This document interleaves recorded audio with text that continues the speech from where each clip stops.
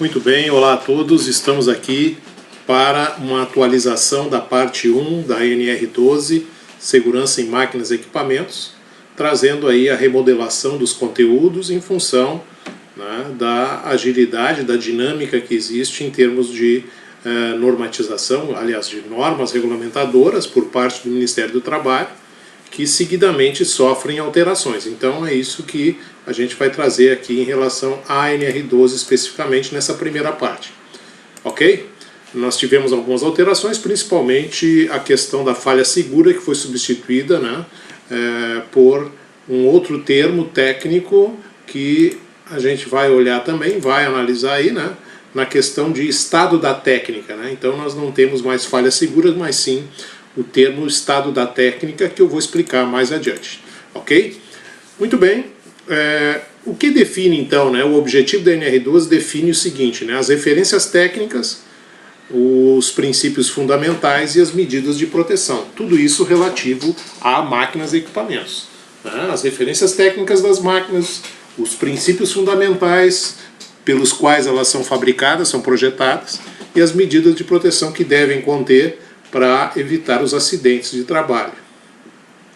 Também há outra coisa relacionada às máquinas e equipamentos nessa NR12 é que ela estabelece a norma requisitos mínimos para a prevenção de acidentes de trabalho, né, e de doenças também ocupacionais. E esses requisitos mínimos eu quero ressaltar, né, que o que diz a norma em relação ao seu texto é a exigência mínima. Se a empresa quiser fazer mais do que aquilo que está estabelecido no seu texto, ela pode até fazer, mas aquilo que está descrito no texto da norma é o mínimo, tá ok? Muito bem. E aí diz ainda mais à frente, falando desses requisitos mínimos, que nas fases de projeto e de utilização das máquinas e equipamentos. Isso é importante ressaltar, né? Porque muitas vezes as pessoas não têm noção, né, ou não têm, de repente, ideia de que a fase de projeto é uma fase super importante, tá? Por quê? Porque é nessa fase de projeto que a gente vai projetar a máquina, ou seja, o profissional legalmente habilitado vai se responsabilizar por todos os aspectos da construtividade desse projeto de máquina. E é ele que vai ter que assinar como responsável por esse projeto, porque se essa máquina vier a trazer algum prejuízo ao trabalhador ou aos trabalhadores que operarem essas máquinas, né, esse projetista de máquinas, tá, dentro do seu conhecimento e de repente de alguma coisa que ele não contemplou em relação à segurança do trabalhador na hora de operar as máquinas, essas máquinas, né, ele será responsabilizado e a empresa que o contratou para fazer esse projeto.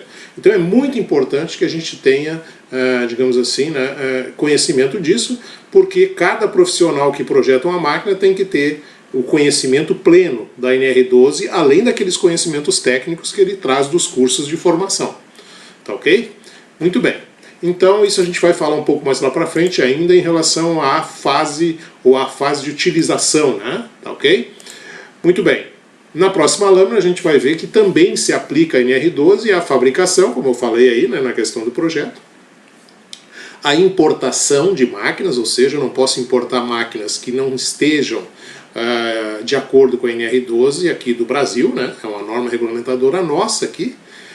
E se a empresa, digamos, importar essa máquina, ou a exportadora lá, né, que encaminha a máquina para a empresa brasileira deve adequar a máquina, ou então essa empresa daqui, né, vai se responsabilizar para, tão logo a máquina chegue, encaminha para uma empresa que faça essa adaptação em relação à NR12. Mas o que não pode é deixar a máquina, né, colocar em funcionamento a máquina sem estar de acordo com a NR12. A comercialização também é um fato importante, porque não se pode comercializar nenhuma máquina sem estar adequada à NR12.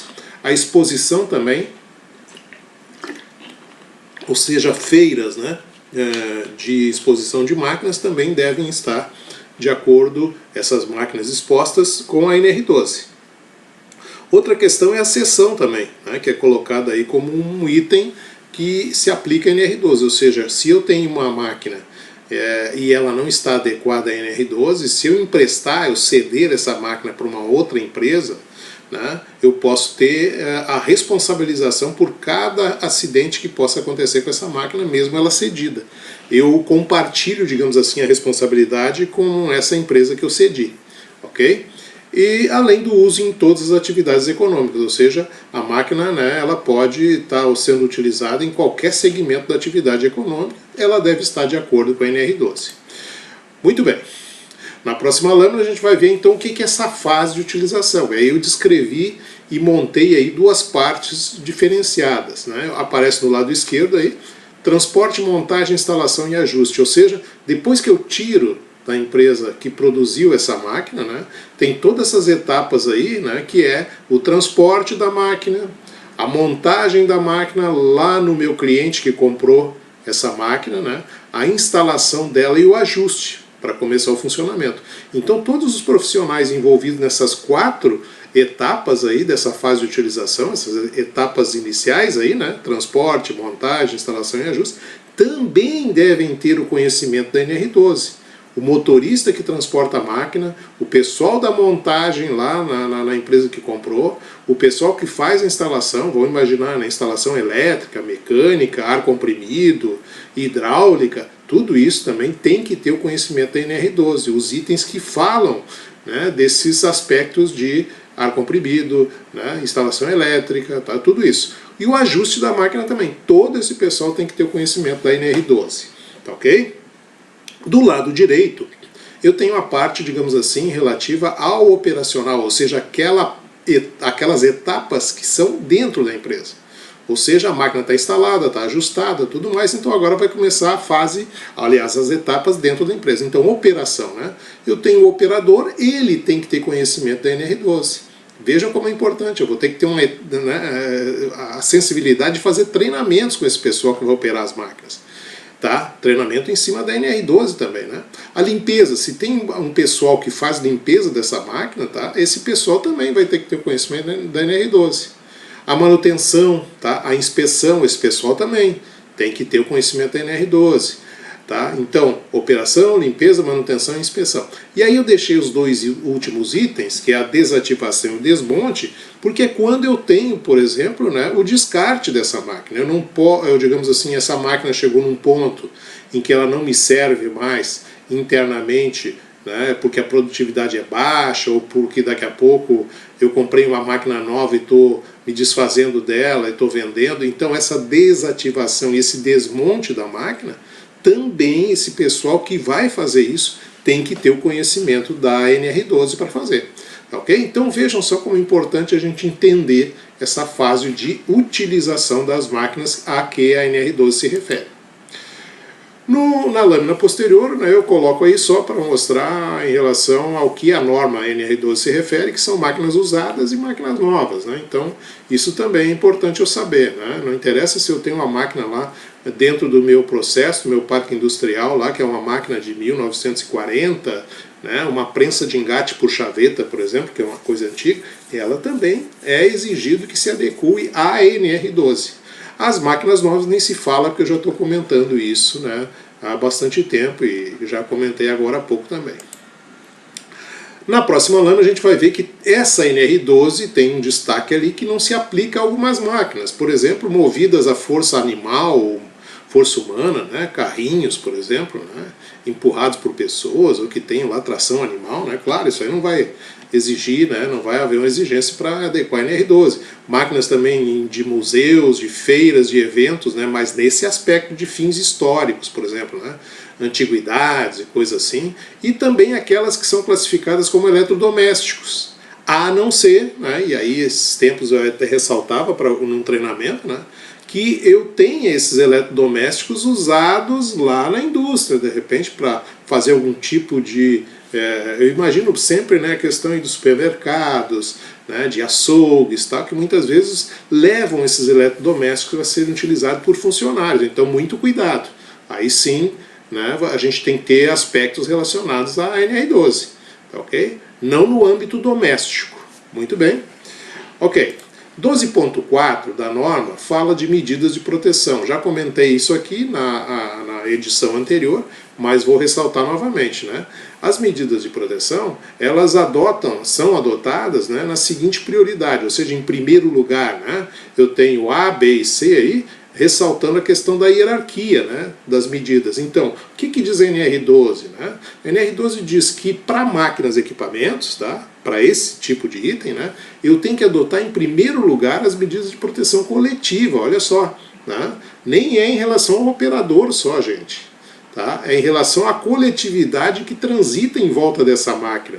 Tá? Não adianta eu proteger, por exemplo, o operador que está ali operando uma prensa, se daqui a pouco eu tenho uma pessoa, de repente, da limpeza, da manutenção, que está se movimentando por trás da máquina e daqui a pouco vai acessar uma parte perigosa da máquina. Então, quando eu faço medidas de proteção para máquinas e equipamentos, eu tenho que me preocupar com a coletividade. Por isso que a prioridade número 1 das medidas de proteção é a proteção coletiva.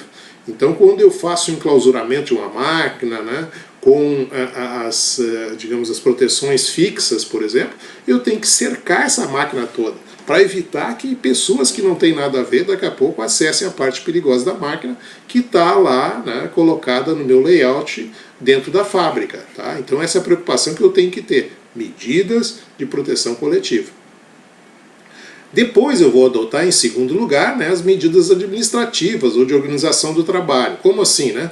Medidas administrativas podem ser, por exemplo, né, eu baixo lá uma ordem, né, que naquela área onde existem máquinas perigosas só acessem ali aquele local, né, as pessoas que têm treinamento, que têm conhecimento dos riscos das máquinas e tal.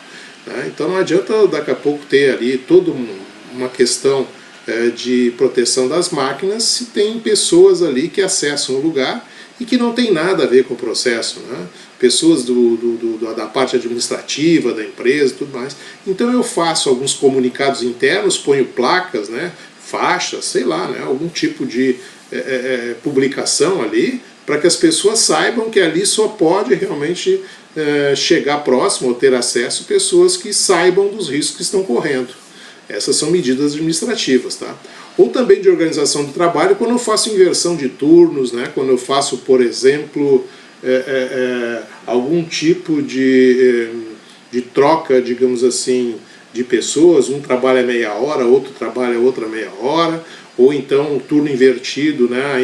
A empresa trabalha em 2 turnos, por exemplo, eu posso fazer uma máquina com muito ruído, trabalhar no segundo turno, coisa desse tipo. Então, são medidas que eu digo de organização do trabalho.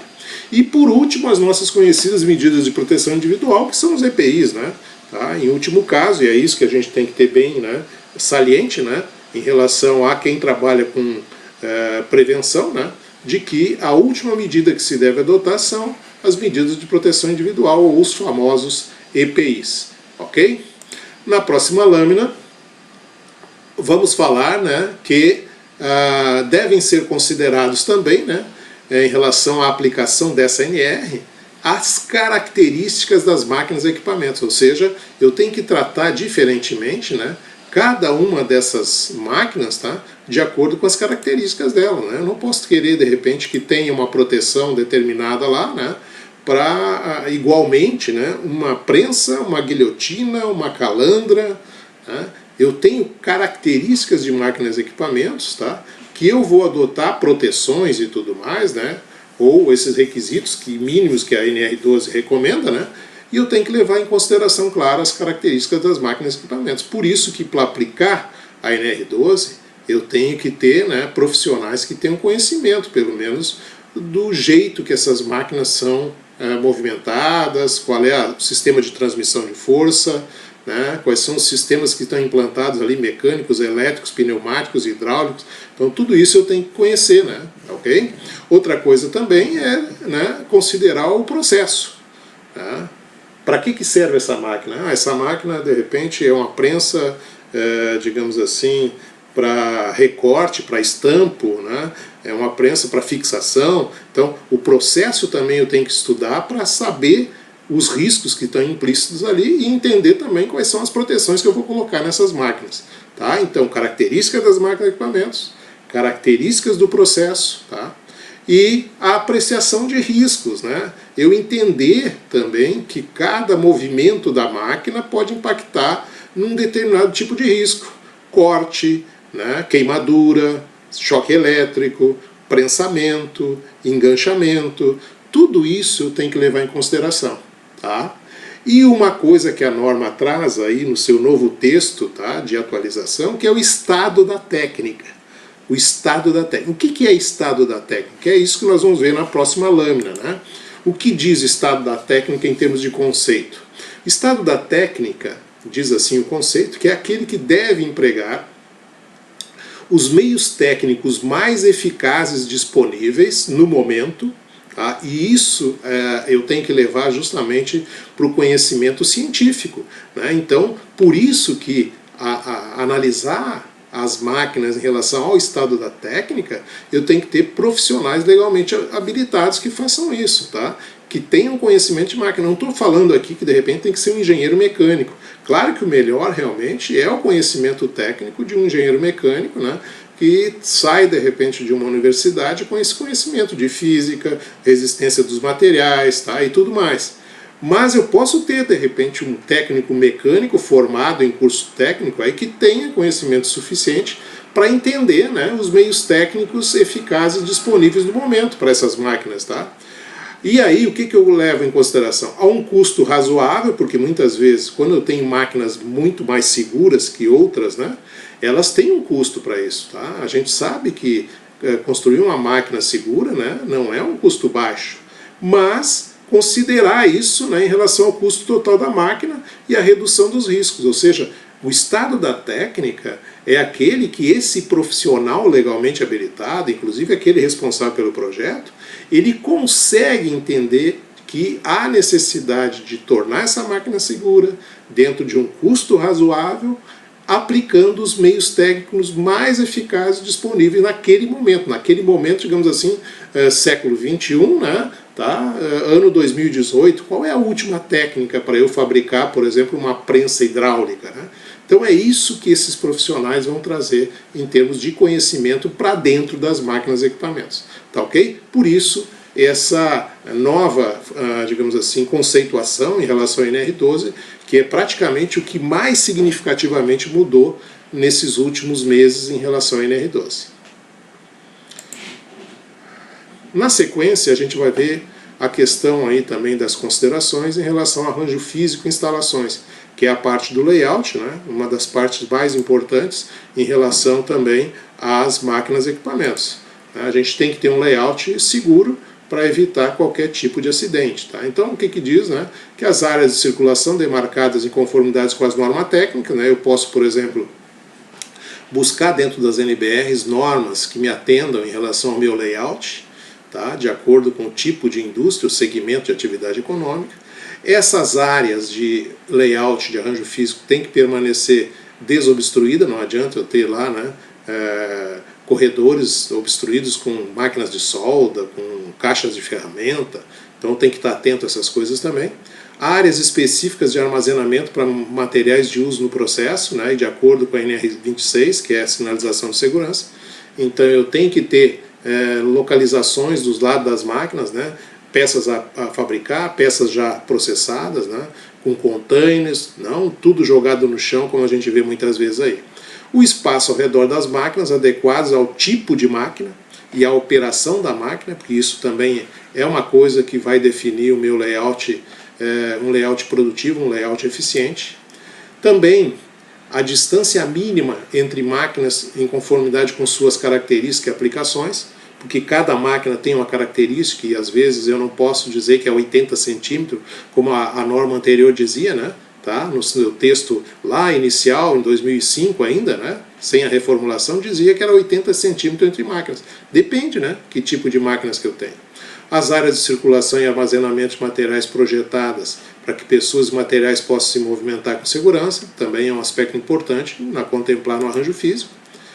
Os pisos onde se instalam máquinas e equipamentos, tá? Eles devem ser, segundo a norma, mantidos limpos e livres de objetos, ferramentas e materiais.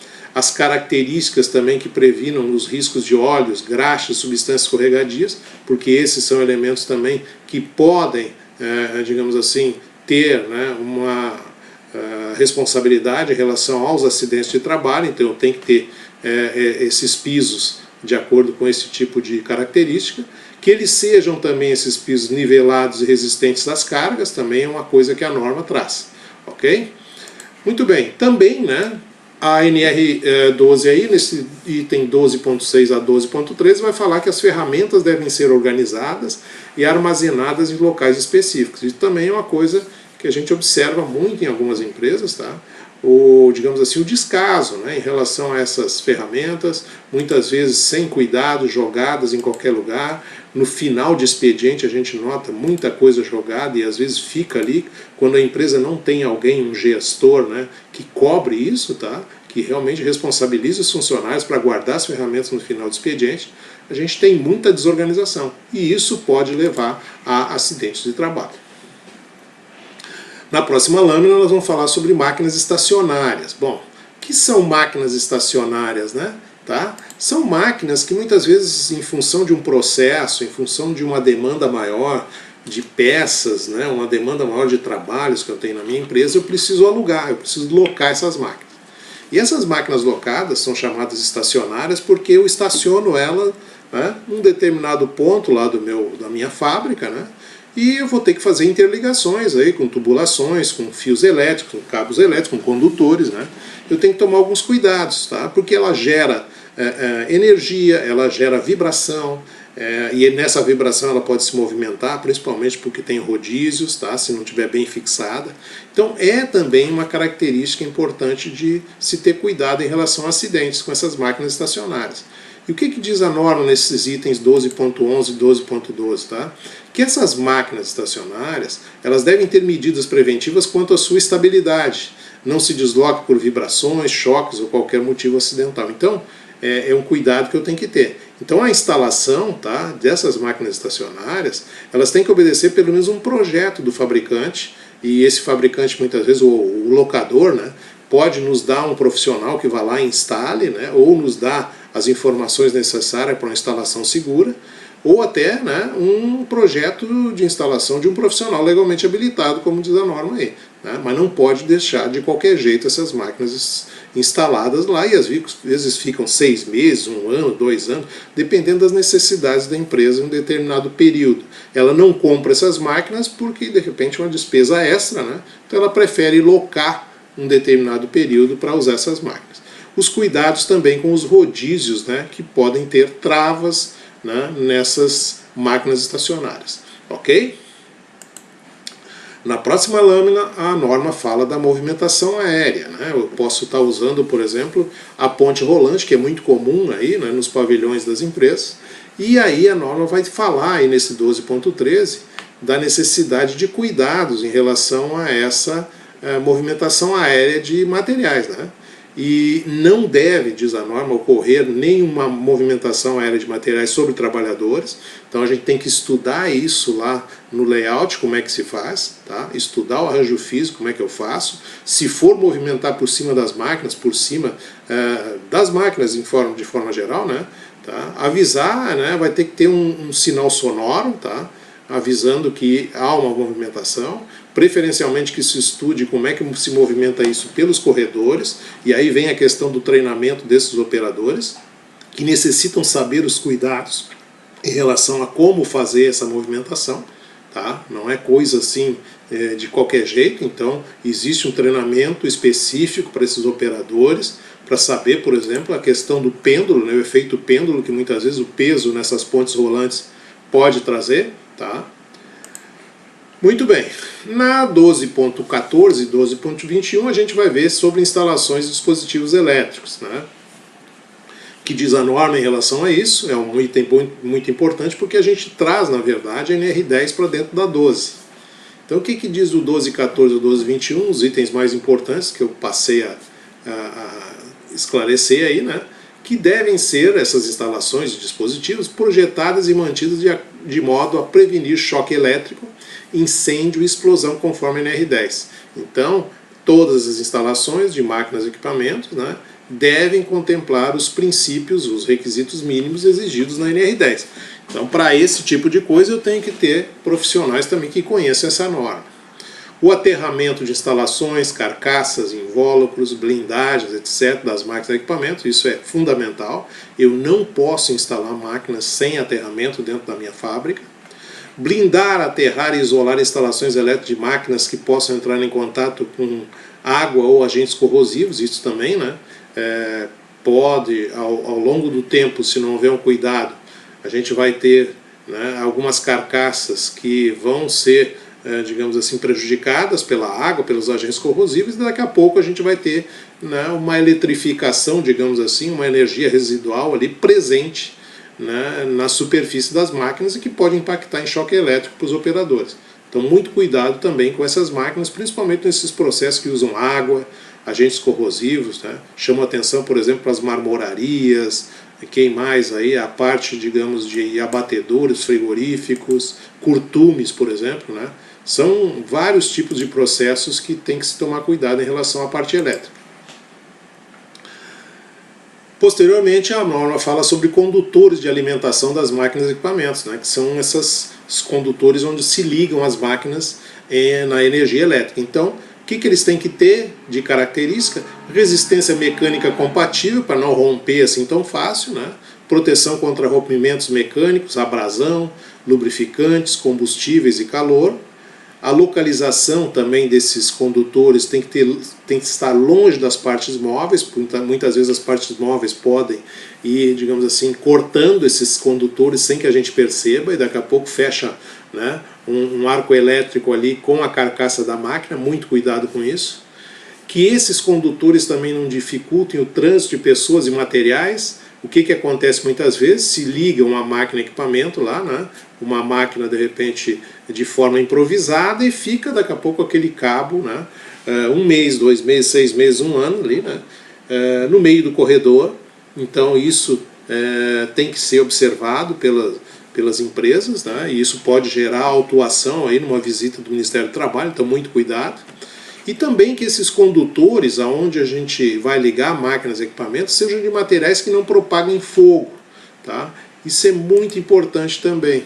Eu vou comentar inclusive uma coisa aqui que vi, né, acontecer numa empresa onde, na hora de ligar a máquina que recém tinha chegado, né, e não tinha cabo suficiente, condutor suficiente para fazer a ligação, a empresa, o gestor pediu, né, que fosse comprado na ferragem mais próxima ali, né, uma metragem de condutor para fazer a ligação, e que não era compatível, né, com o tipo de ligação, né, do tamanho do motor da máquina que estava sendo ligada. Então muito cuidado com essas coisas também, né? A improvisação, a gambiarra na parte elétrica. Com relação aos quadros de energia também, que a norma fala, né, a porta de acesso permanentemente fechada, né, para evitar que qualquer curioso vá lá mexer nesses quadros de energia, que tem esses quadros de sinalização quanto aos perigos de choque elétrico e restrição de acesso, né, existe lá aqueles sinais, né, da NR26 que a gente pode trazer aí também para esses quadros de energia, como, né, aquele raiozinho, aquela caveira, por exemplo, né, que são características dessa sinalização de perigo em alta tensão. Esses quadros também têm que ser mantidos em bom estado de conservação, limpos e livres de objetos e ferramentas, né? Lembro aqui que muita gente coloca às vezes dentro desse quadro estopa, né, copinhos de café, certo? Ferramentas até se guarda dentro. Então, grande chance, por exemplo, da gente ter, né, um curto ali, né, ou seja, né, fechamento de um curto ali, a gente ter problemas sérios, desliga toda a empresa daqui a pouco, né, num descuido desse. Proteção e identificação dos circuitos, tá? E quando falo identificação dos circuitos, eu tenho que saber, né? Se eu abro lá o quadro de energia, onde é que desliga a máquina 1, a prensa 2, eu tenho que ter isso identificado, tá, gente? Tá? Na nossa casa, às vezes, a gente tem lá, né, no quadro de energia lá identificado o que é ar-condicionado, o que é chuveiro e tal. Da mesma forma, imagina a importância, por exemplo, disso dentro de uma empresa, né? Eu tenho que ter, né, o grau de proteção de cada um dos circuitos ali, mas também a identificação. Tá? E como diz aí a sequência, né, atender o grau de proteção, ou seja, o disjuntor, né, aquele que desarma lá, vai ter que estar de acordo com o tamanho da máquina, com a potência, né, da máquina que você tem ali dentro. Tá ok? Bom, na sequência aí, norma fala a respeito de alimentação por fonte externa, né, e quando houver elevação da tensão nominal que possa provocar acidentes, possuir dispositivo protetor contra sobrecorrente. É um texto assim, né, bastante complexo em relação a quem não tem um conhecimento de elétrica mais aprofundado, mas eu vou tentar explicar aqui, né. Na medida então que a minha empresa vai crescendo, a concessionária mesmo, vendo o consumo que eu tenho em termos de energia elétrica, indica a necessidade de eu ter um transformador internamente no pátio da minha empresa, onde eu vou administrar esse consumo de energia elétrica. Mas no caso das empresas de pequeno porte, que ainda recebem energia elétrica de uma fonte externa, né, eu tenho que ter então algum dispositivo de proteção contra essa sobrecorrente que pode vir da rua para dentro. Então é isso que a norma diz aí, né? Se houver alimentação por fonte externa, né, quando houver elevação da tensão, eu tenho que ter um dispositivo protetor. Então ela vai mostrar aí a necessidade desse dispositivo, tá? É questão relativa à ANR10, mas também está colocada aqui porque impacta nas máquinas e equipamentos, tá ok? Na próxima lâmina ainda vai falar a respeito da chave faca, né, ou chave geral, que é proibida a utilização, tá? Por quê? Porque nós temos ali nessas chaves facas, né, e tal, uma coisa, digamos assim, faltando proteção, né? Imagine, se eu tenho um conjunto de máquinas e que de repente estão ligadas numa chave geral, o risco de acidente é muito grande. Quando eu ligar essa chave geral, vai ligar todas as máquinas juntos. Então, isso é proibido, né? Eu tenho que ter, digamos assim, uma coisa intermediária, né? Que eu possa, de repente, desligar no momento de emergência, o que eu possa, na hora de religar etapa por etapa, né? Tá certo? A não ser alguns processos de siderurgia, muitas vezes, onde eu ligo de forma geral, mas tem todo um sistema de proteção onde existe sinalização sonora, sinalização luminosa, para evitar qualquer tipo de acidente. Então, isso é importante. Eu lembro, por exemplo, na questão de chave faca, muito aí, né, processos, por exemplo, de fabricação de madeireira, né, de marmoraria, por exemplo, que ligam várias máquinas. Isso é proibido. E outra parte da norma aqui, ainda em relação a dispositivos e instalações elétricas, vai falar das baterias, tá? Principalmente em relação às baterias utilizadas em empilhadeiras. Salienta a norma aí que elas devem ser localizadas de modo que permitam a manutenção e troca, né? Que não tenha dificuldade de fazer essa troca de baterias. Devem ser constituídas e fixadas para não haver deslocamento acidental, tá? Protegidas para evitar contato acidental ou curto-circuito, e substituições de acordo com o manual de operação da máquina. Então isso também é um aspecto importante, principalmente nessa questão aí de empilhadeiras. Outro item importante que a NR12 traz aí no 1224 ao 1237 são os dispositivos de acionamento partida e parada. São aqueles dispositivos, né, que vão, digamos assim, dar a condição de funcionamento das máquinas. O que eu tenho que ter cuidado com isso, conforme a norma aí, né? Que eles sejam projetados e instalados de forma que não se localize nas zonas de perigo, tá? Imagina eu ter um dispositivo de acionamento da máquina na zona de perigo, né, ou próximo dela. Que possam ser acionados por terceiros em caso de emergência, isso também é importante, porque às vezes o operador pode estar, de repente, numa situação de risco e não consegue chegar perto do dispositivo, né? Então que eu tenha a possibilidade de uma outra pessoa poder fazer isso. Que impeçam, né, o acionamento ou desligamento involuntário pelo operador de forma acidental, e aí mostro ali, né, a questão do pedal, está aparecendo nessa figura que vocês veem na lâmina, né? Isso também tem que ter uma proteção, porque se passar alguém caminhando por ali e inadvertidamente pisar nesse pedal, né, eu posso ter um acidente de trabalho com o operador. E também que não acarretem riscos adicionais e não possam ser burlados, ou seja, né, usados de forma inadequada, né? Então isso também é importante em relação aos dispositivos. Um dispositivo, inclusive, que eu trago para mostrar aí que é de grande importância para os operadores, tá? E serve inclusive como um dispositivo de segurança, a gente sabe disso, tá? É o comando bimanual. O comando bimanual tem o objetivo justamente de manter as zonas, né, as mãos do operador, né, fora da zona de perigo. Por quê? Porque ele só consegue acionar a máquina usando as duas mãos ao mesmo tempo, e isso faz com que ele não consiga, né, colocar uma das mãos, né, na zona de perigo. Embora hajam pessoas, né, muitas vezes, que burlam esses sistemas aí. Então, o operador tem aí a chave, né, para ligar, tem ali a botoeira, né, dupla, mão esquerda e mão direita, e no centro o dispositivo de parada de emergência, que a gente vai falar mais à frente aí, da sua importância. Tá ok? Bom, outra coisa também em relação à NR12, com relação a esse dispositivo de acionamento partida e parada, é sobre os comandos manuais, né, bimanuais, que devem ser posicionados a uma distância segura da zona de perigo, estáveis quando instalado em pedestais, e a maioria das vezes ele é instalado em pedestais, mas não pode estar esse pedestal solto ou frouxo ali, né? Corresponder ao número de operadores em acionamento simultâneo, se for o caso, né? Quando a máquina é muito grande, por exemplo, né? Eu posso ter, às vezes, 2 operadores trabalhando, atuando ali. Então, esse dispositivo comando bimanual, ele deve ser de acordo com esses número de operadores. O 12.38 a 12.55 vai falar dos sistemas de segurança, tá? E aí que eu vou entrar numa área que eu considero super importante de proteção da norma NR12. O que diz aí esses itens, né? Que as zonas de perigo das máquinas e equipamentos devem possuir sistemas de segurança caracterizados por 3 elementos, né? Ela vai dizer aí: proteções fixas, proteções móveis e dispositivos de segurança interligados. Vamos ver o que é isso, então, nesses sistemas de segurança, tá? É isso que eu quero mostrar para vocês. Na próxima lama, então antes ainda de eu citar, né, aqueles 3 lá, vamos falar que eles devem ser selecionados e instalados de modo que tenham categoria de acordo com a análise preliminar de riscos.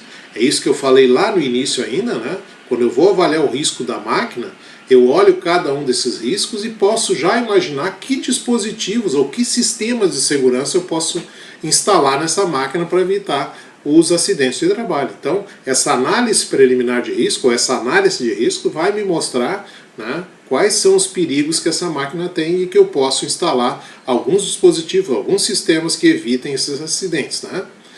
Claro, que eles estejam, esses sistemas de segurança, sob a responsabilidade de um profissional legalmente habilitado, que é aquilo também que eu falei lá no início, né, que tem essa capacidade de enxergar esses riscos, que muitas vezes outras pessoas não têm.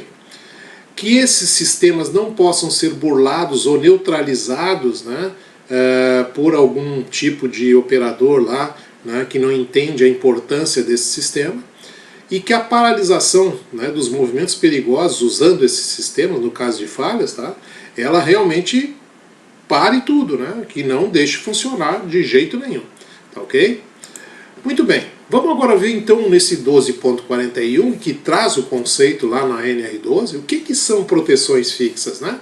Diz a norma o seguinte, né, são barreiras físicas, ou seja, né, que evitam o contato, que devem ser mantidas de maneira permanente, ou seja, não podem ser retiradas, por elementos de fixação. Aí eu vou citar alguns elementos de fixação.